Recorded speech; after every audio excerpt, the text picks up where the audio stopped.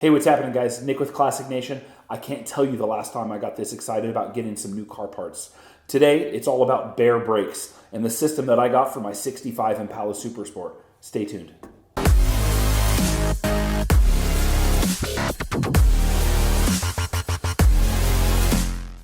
All right, you guys know I've been making upgrades on the Impala, namely the Ride Tech suspension. I've got a TKX manual transmission that's going in the car. Been doing all kinds of upgrades to it because I really wanted to drive well, handle well, and then most recently decided to make it stop well too. Now, I'm ditching the rear drum brakes, getting rid of those. I've had those on for a long time and the car still stopped okay with those because I had aftermarket front disc brakes. But what I've got here is a kit that is going to take my car stopping to the next level. I went with Baer Brakes kit. For the fronts, it's their Extreme Plus kit. Now what that has is their Extreme Plus calipers, incredible 6-piston caliper, super light, just an incredible piece. The second that I opened that box, I couldn't believe the fit and finish. You'll notice that on all these brake components, I got a custom powder-coated color that Baer offers. They have a ton of different colors besides the standard like red and black. I got what's called black ice. And I love it. I wouldn't have it any other way having seen these parts. Again, for the front, that 6-piston caliper on the Extreme Plus, I also opted to go with a larger rotor. Now, I might be wrong, but I've never seen anybody put a 15-inch front rotor on a 65 Impala. This is the biggest rotor I've ever seen. I can't even wrap my brain around that. Cross-drilled, slotted, obviously. And then for the rear, I still have a 6-piston caliper. These are the 6P caliper. This is the Pro Plus. It's a 6-piston caliper, super cool. And again, these are a 14-inch rotor. Again, a lot larger than what I think most people would put on the back. But again, I wanted the car to stop well. Now, the last thing on the kit that I bought is their Remaster master cylinder. I'm going to be converting to manual brakes because again, with a 5-speed, I wanted a nice performance feel with the car. I wanted to be able to have some feedback. I wanted to get rid of the boosted component and just have manual brakes. I'm going to walk you through the install of this entire thing. The awesome thing about this kit is it came with absolutely everything that I need. From all of the stainless steel lines to the banjo fittings to the hardware to bolt literally everything up. There's a ton of little things about this kit that are fantastic. The fact that it's comprehensive and that I'm not going to need to buy additional parts is just one of them. So stick along, let's get after it. Time to get my hands dirty and start getting this kit installed. All right, so on the rear brake install, a little bit complicated, more than just like a front brake upgrade, because to convert from drums to disc, in the rear of the car, you have to pull the axles. So that means removing your diff cover, if you've got a 12 bolt like I have, or a 10 bolt, popping the axles out, obviously removing the C-clip, sliding the axles out, and then putting on the backing plate for disc brakes. So that's what I'm gonna do, and the reason I'm starting with the rears is because I wanna get the new calipers and rotors mounted so that I can mount the wheels and make sure that I get the right sizing, the right spacing, so that I get that perfect fit and finish. We're gonna pop the diff cover off, slide the axles out, put the new backing plates on, button everything back up. Let's get after it.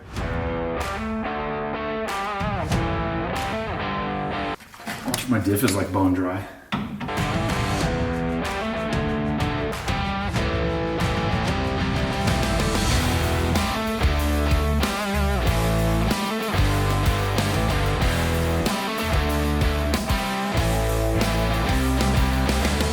Diff cover's off. I'm gonna let this baby drain a little bit. Then I'm gonna rotate this rear differential around, and there's going to be a little bolt in there that holds a pin that we're gonna have to slide out. That pin holds the axles from moving in farther, and what that is once I move that pin out, I can push the axles in gently and then pull the C-clips out. Now, I've seen a lot of videos on this. I'm probably gonna need and use a magnet to be able to do that, but as soon as that pin comes out, there should be a little access there. Pin comes out, push the axles in, pull the C-clips out, and then the axles will go out to their sides. So that's how everybody else has done it. Let's give it a try. There's the pin, and there's the bolt. Okay. There we go. This is the bolt we need to take out, and it's going to let this pin slide out. Then rotate it and grab our C-clips. They do not make that easy to get to. Magic is supposed to happen. Special bolt with a pin right there. Keep that. And you can see what that is doing. If only I had a magnet that I talked about earlier. This is riveting. There we go. Why didn't I think of that? I push it from the backside. Now here it comes. There it is. Put that somewhere safe. So that opening, that window in the posi. Yeah. Now it's facing straight back. Forward, you can see what's up. Yep. Okay. Now I've seen this done a million times. This can't go wrong. Here's what we're going to do. I want you to slowly push in on that axle. Okay. And I have a magnet, and I'm going to catch the C-clip as you push it towards me. Interesting. Push it towards me. More. I see the C-clip. Is it moving? Yeah, stop. Push a little more.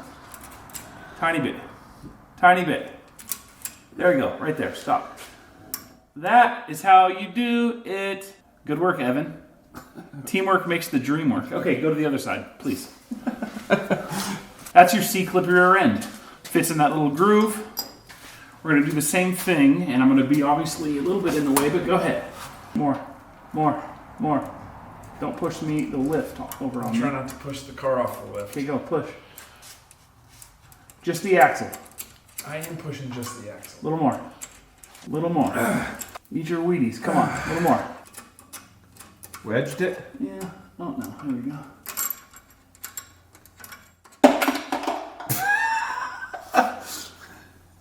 Bingo. The C-clips are taken out, and now it's hopefully just pulling the axles out.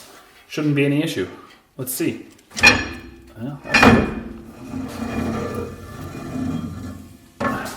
There you go.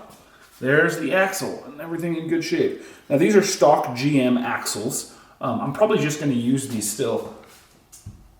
No need to do an axle upgrade. I'll probably still use those, but I am going to do new wheel bearings, so I've got the wheel bearings already. So now that that's off, it's going to be super straightforward. I'll pull the axle out of the other side, and then there's 4 bolts behind this drum brake housing that connect it to the axle flange. I'm going to take those 4 bolts off, and then I'm going to disconnect the brake line, and then this whole assembly is going to come off, just leaving that the flange there. And then as soon as that's done, the Baer Brakes rear brake kit has a backing plate for the discs that bolt right to that flange. So super straightforward. Done deal. Let's do it.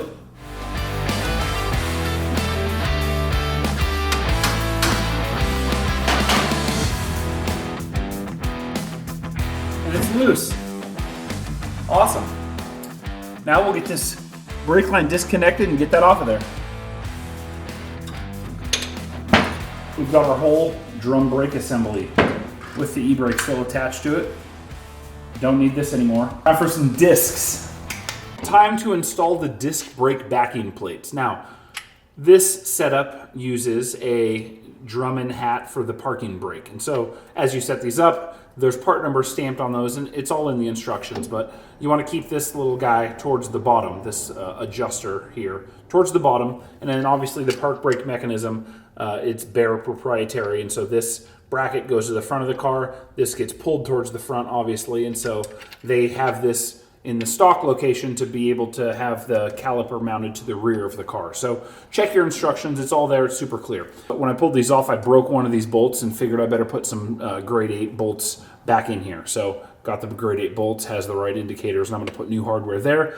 And then I'm gonna torque these to the correct torque spec. I'll double check, but I think 45 or 55. But basically, super straightforward. Pop these in, got nuts and lock washers for the rear. 1, 2, 3, 4. We'll get these torqued down, and then that baby is on. Torque wrench time. 45.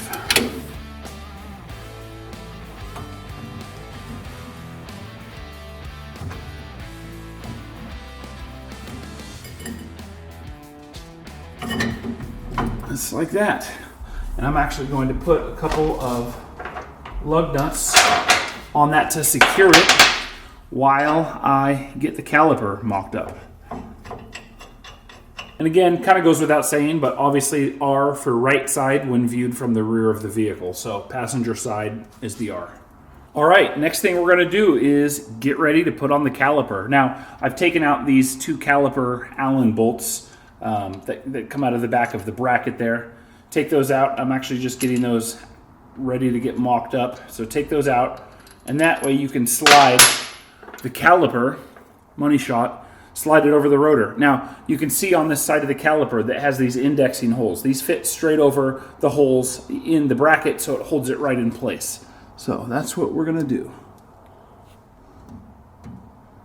Slide that baby right over, and then line up our holes like such. And there we go. That one's on. So now, put that in like that. And I'm just going to put these loose for now. And I would highly recommend getting one of these bits like this so you're not using a big Allen wrench. I'm trying to figure out exactly the size of wheels that I want in here. So I've got this obviously rotor, caliper, axle, and everything kind of mocked up. And I'm going to put a mock-up wheel that I have, just an actual set of wheels, but not the ones that are going to go on this car. I'm going to set these on here to see if I can get away with the 5.75 back spacing. I'm trying to see if I can get a 10.5-inch wheel on this car with the stock frame, stock setup back here, stock axles, 10.5-inch wide, and 5 3/4-inch back spacing. So, I'll tell you right now. So, there you go. Okay, now that the axles are in on both sides, it's time to put the C-clips back on. That way I can put the pin in the middle and the pin retaining bolt. Now, before I do that, I actually am going to pull off the rotors. I've already done it on this side because I can see that I'm going to need the clearance to be able to push the axle in as far as possible so that I can put the C-clip on and then back it out. So depending on your exact backing plates and your exact rotor situation, you may or may not need to do that, but moment of judgment, let's see. Here's our C-clip. I'm just going right back on with it. I'm going to go the same way that it came, just like that. And we'll see if I can get this back on there. Holding it in place, and I am just going to hold it there, and then I'm going to gently press out on this. I think we're good. Let's check. Bingo, C-clip is in. Awesome. Let's just do the same thing to this side, and then we'll rock and roll. Okay, time to do the C-clip on this side. I've got the axle pushed in as far as it'll go. Let's see what we got here.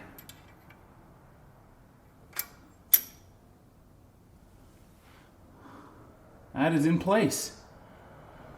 All right, let's slide the axle. And there we go, we're locked in.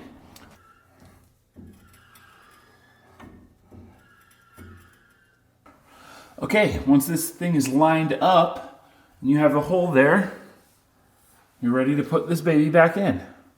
Make sure that this hole is lined up to where the bolt is going to go. And then it should be as simple as, of course it won't be, just a matter of lining it up, back or forward.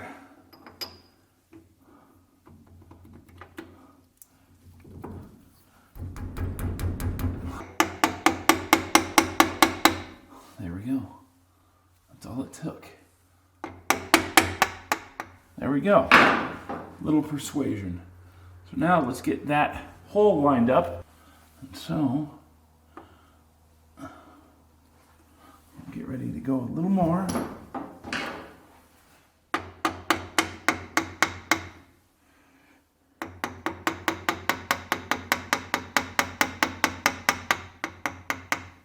Like that. Let's see. Locating bolt. Not quite. Yes! There we go. Nice and tight.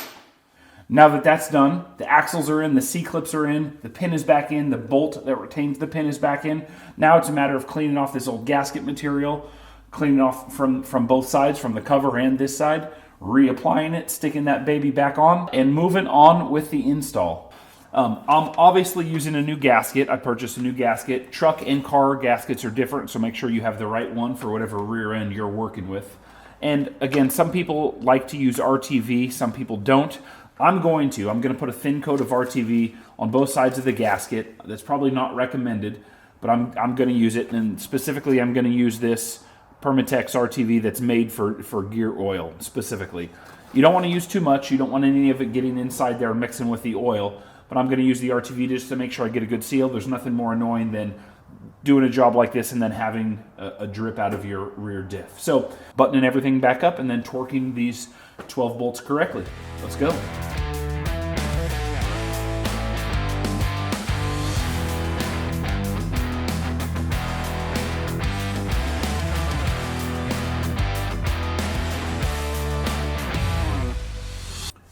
Okay, now that I have those tightened up, I set the torque wrench, 20 foot-pounds in my case, and then we're going to tighten them up in kind of a cross pattern here.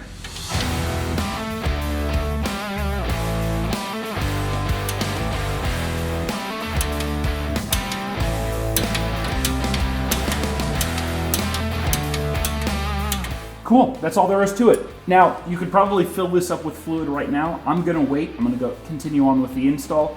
Tomorrow, I'll give this a day for the sealer to kind of set up there before I fill it with fluid, and then we're gonna be off to the races. So this part's pretty straightforward. You have a caliper bracket, it bolts to the spindle. That's what the caliper actually bolts to. So you put that on, you put the rotor on, you got the steering arm on the back. Everything just connects nice and easy. Able to bolt up the wheels and tires, put the hubcap on, and you are ready for a test drive.